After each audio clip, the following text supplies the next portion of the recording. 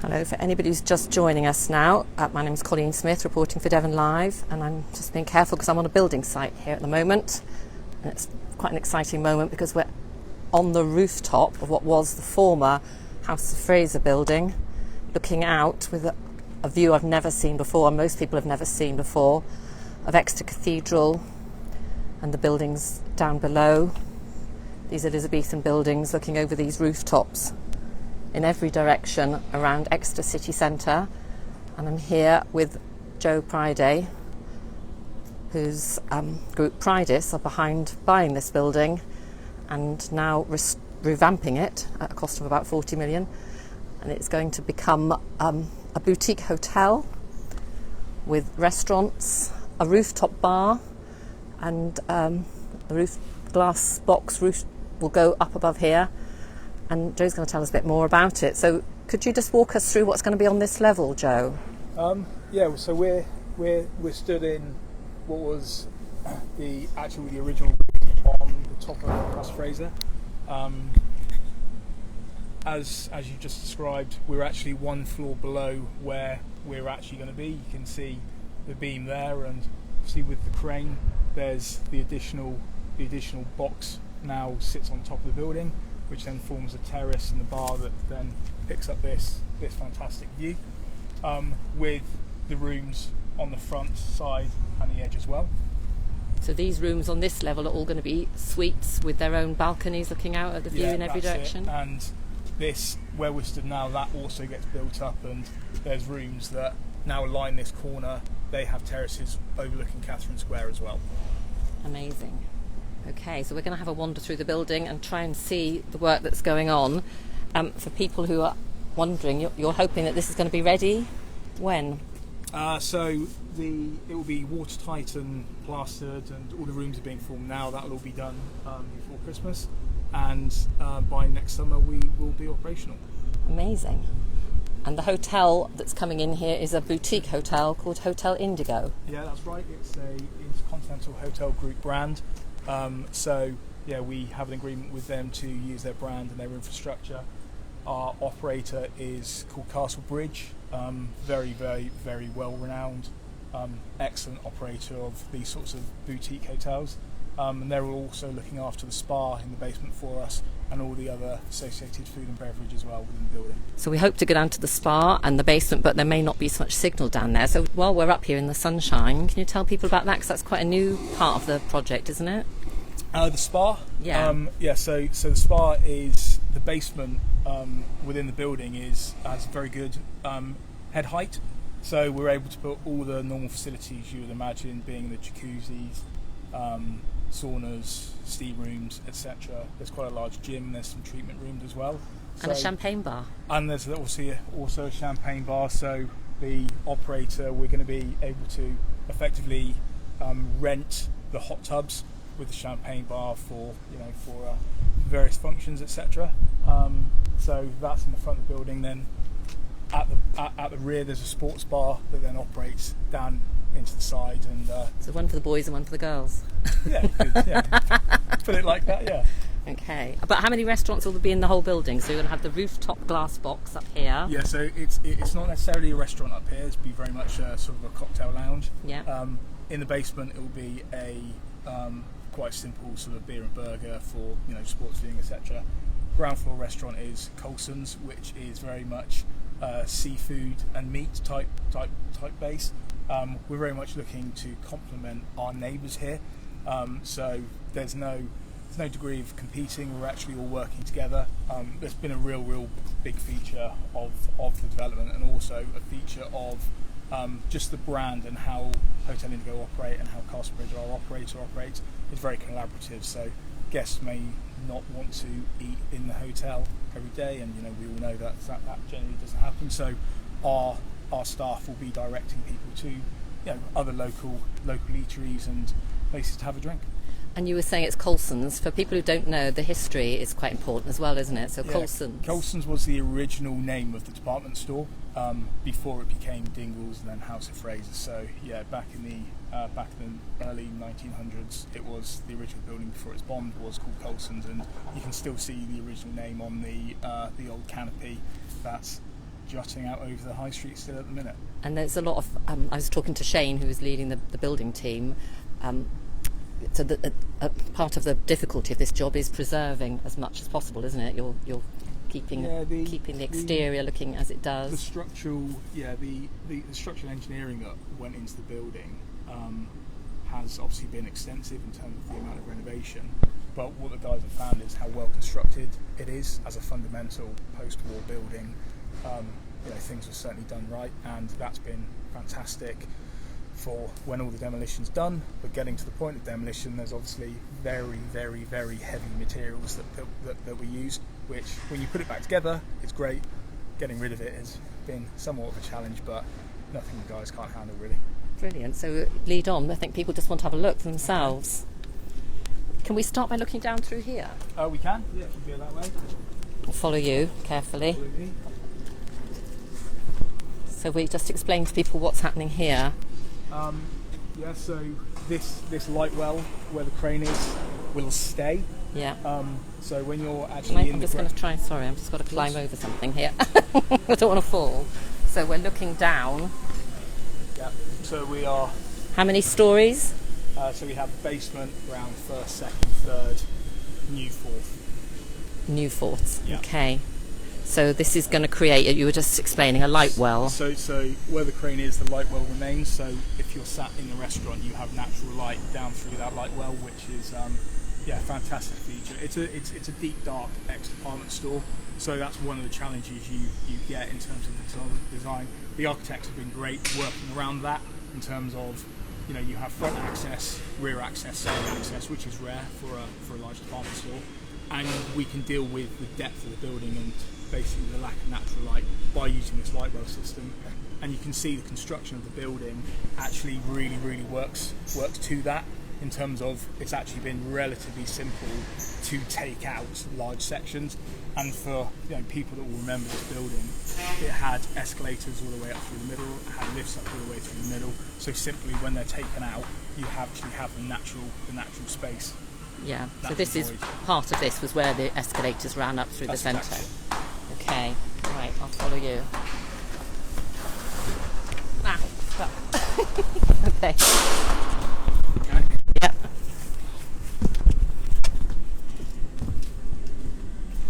So people won't have ever been up to this level before. This wasn't open to the public, was it? You could get up to the third floor here. Yeah. That section there where the new roof is, that was actually the wig store. Right. That you could originally access. But the wig store wasn't open to the public. It was an NHS facility to help people who'd had cancer to get wigs. I believe so. Yeah. Okay. So I never knew that. Okay. So this was the second floor? No, so we're on third. This is the third floor. So you can start sort of seeing how the guys are now getting ready to separate the rooms. You can see on the floor below, the rooms are actually now formed. So the divides I've done. How many rooms? 104 rooms.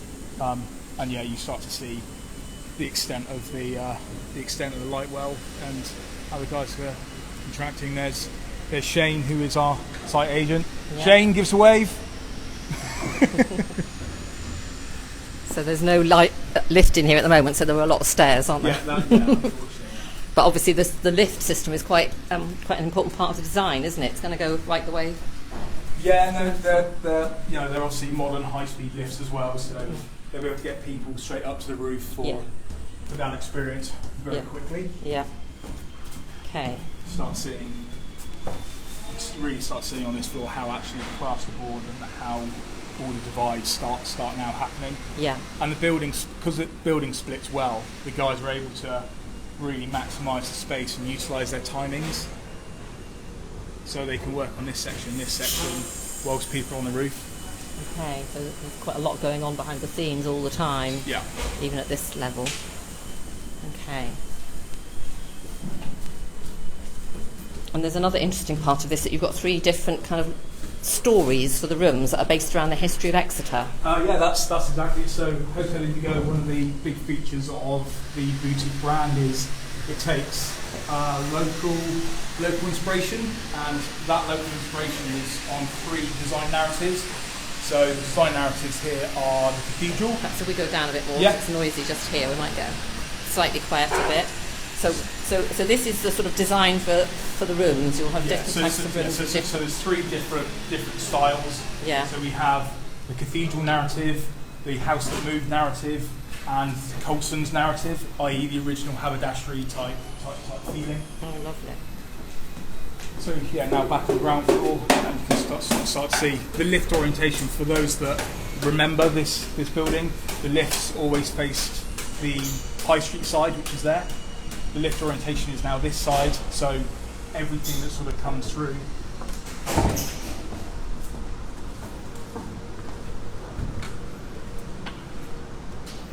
So this was the ground floor of House of Fraser. This was the ground floor, and that was the corner entrance. Oh, this yes. is the main entrance to the hotel now. So you're coming off St Catherine's Square, come through here, the reception area is here, and then all the ground floor restaurant and bar is all here and works around.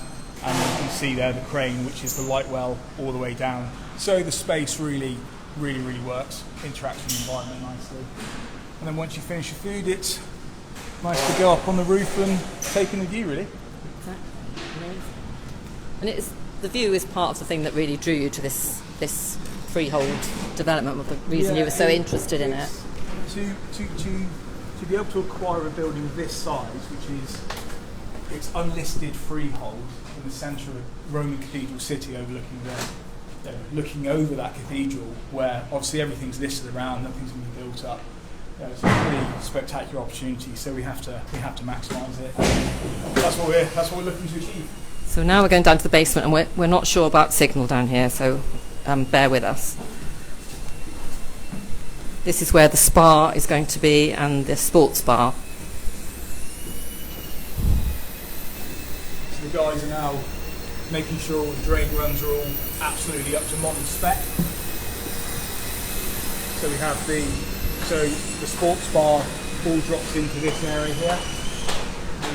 All the kitchen facilities are all centrally located that go up through the building, and then through here we come into. This isn't the spa here. We come into the spa. So this water. So the entrance here, and then you sort of work through champagne bar, work through changing rooms, big gym, and then the hot tubs, saunas, steam rooms, all that sort of things all over that side of it. So, and you can sort of now see the head height is actually fantastic. So although we're in a basement, it's a fantastic space. So yeah, I'm trying to remember what was down here when it was House of Fraser. It was menswear.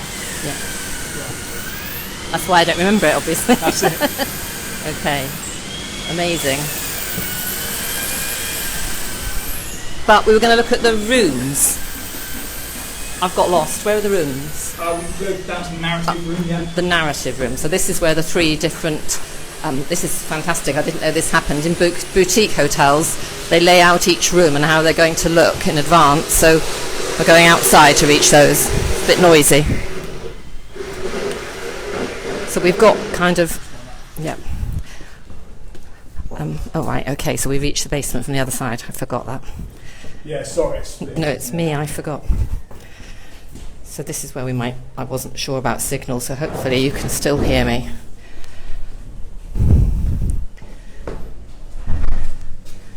Okay, so this is... We're actually... So this is now part of one of the agreements we have with Hotel Indigo is drawings are fine and CGIs are fine of rooms. However, we need to make sure the actual guest, the feeling, the ambience is right. So we're actually contracted to build the room. So we have to take one of the narratives that have been designed and we have to create it before we're then signed off to complete the other rooms. So this is kind of a model of what the room is going to be like that you've created in the basement. So there's case goods that are, again, they're basically samples of the furniture that will be going into the other narratives. Yep. And then through here you actually have, this is what the corridors feel like. These are the same colours, and we pick up features such as the original cash canisters that came through, obviously the original department store. These are being used as your room number and how There's quite a lot of glare. I'm just trying to get it so people can see. So it's got the room number on it. But for people who might remember or not, these were I think they were, was it hydraulic or something? Pneumatic. They were pneumatic. That was it. And they flew around the building with the bills and the paperwork in the old-fashioned department stores. I don't expect many people remember that, but I do because I'm old. So this is actually a standard room within the hotel. This is actually the House that Moved narrative. So this is what the hotel group, they come and they sign this off and check the sizing. This is an identical, absolutely identical size to one of the rooms that are sort of chosen as a standard model. House that Moved narrative is quite clever. Obviously, once the House that Moved did move, there was old offsets, so it starts to pick up how that actually is, and then it's interpreted obviously in how the room looks and feels. So the slight offset with the dado rail and the painting, and we actually have to put a complete sample of the window in as well. So that is obviously, in terms of where we are, the heritage requirements around the exterior of the building. That is what the windows look like from the inside, and obviously that's a screen. Yeah. We are in the basement, and it's all. We can't see that. It's all very clever. It is, but show us around a few minutes. Yeah, you start. I mean, even the sign-off comes down to what the guests will experience in the wardrobes, and other guest amenities. So, sort of chocolate boxes, and all of these things are very specifically chosen and signed off to sit within the room, including the bespoke artwork and just with the mice. just references to. Obviously, again with IHG, we start having their paperwork and how all of that sort of interacts and looks. We have a nod to the House that Moved. Oh, I like this. Yes. In 1430, and it was moved in 1961 over the rollers down on. So for people who aren't from Exeter, the house in Exeter, they actually put it on rollers and moved it in 1961. Yeah, it's a Tudor house, wasn't it, that moved? Yeah, was it? Yeah. So.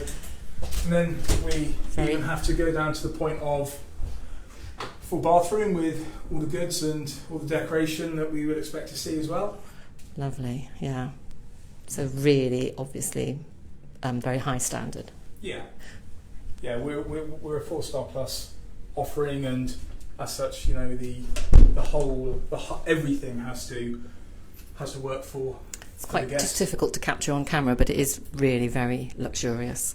And yeah, obviously the light isn't reflective, is it, of what it will be like, because we are in the basement at the moment with a false window, but it's got a lovely cosy feel even so, hasn't it? Yeah. So yeah, this is the other side at the moment of where the spa will be, but obviously this is just for now. And then if we go back upstairs, Is there anything that we've missed? We haven't seen the retail units, how that's split in. Yeah. So how many will there be? So there's 4 at the minute. However, we entered discussions with some major operators that are looking to take 3 of the 4. So it would actually be the original central part of the ground floor retail. The high street. That may well be together, and just this corner, and we are in the existing or the original corner of House of Fraser, which is walking through here. Yeah. So that was the perfumery department. And this is the perfumery. Yeah. So there used to be a ramp down here. Yeah. If you remember. Thank you.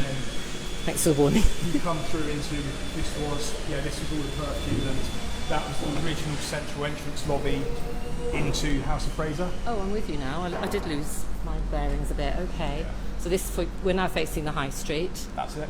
And that was the front big glass doors coming in. So that's the original Colson's, the canopy that was originally put in. So that's still out over, but that steelwork comes out and actually goes into the restaurant as part of that. So you're going to keep the steelwork? Oh. Yeah, and there's even.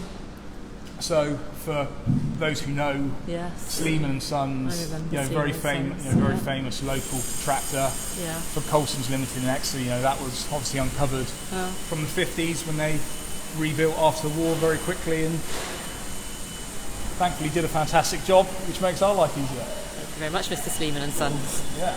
Okay, so I'm not sure I quite understood it. It might be one large shop and one small. That's exactly it. Yeah. So the one corner unit as a smaller unit, this unit would then stay together as one. Obviously the hotel split is there, so that's effectively becomes the back of the retail unit. And where you see there, off the back of that retail unit, that's where the spa covers come up. So all the hot tubs are just down there.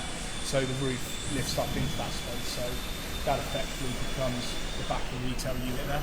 I don't suppose you can say. Are you able to say yet? I'm not able to say, but there's a lot of discussion around, you know, how difficult the high street is and retailers, etc. Exeter's numbers are very, very, very strong, and actually the high street's just going through a bit of a process of identity change, really. And we've always sort of viewed the building as very much being part of shoppertainment.